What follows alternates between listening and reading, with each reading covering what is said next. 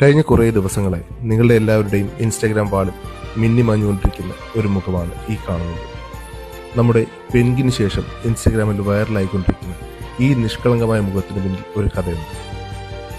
ജപ്പാനിലെ ഇച്ചിക്കാവ സിറ്റി മൃഗശാലയിൽ ജനിച്ച പഞ്ച് എന്ന കുഞ്ഞൻ കുട്ടിക്കുരങ്ങനാണ് നമ്മുടെ ഈ നിഷ്കളങ്കമായ മുഖത്തിനുടമ. ജനിച്ച് ദിവസങ്ങൾക്കകം തന്നെ അവൻ്റെ അമ്മ അവനെ ഉപേക്ഷിച്ചു. അവന് മനസ്സിലാകാത്ത ഒരു ലോകത്ത് അവൻ ഒറ്റയ്ക്കായി. ഒറ്റയ്ക്കുള്ള ജീവിതം അവനെ തീർത്തും ദുർബലനാക്കി.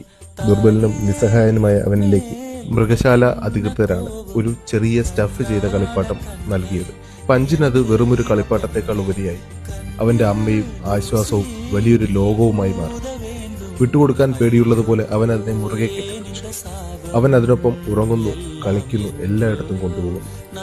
അവന്റെ ചെറുതും ദുർബലവുമായ ജീവിതത്തിലെ ഒരേ ഒരു സ്ഥിരത ആ ഒരു കളിപ്പാട്ടം മാത്രമായി മാറി.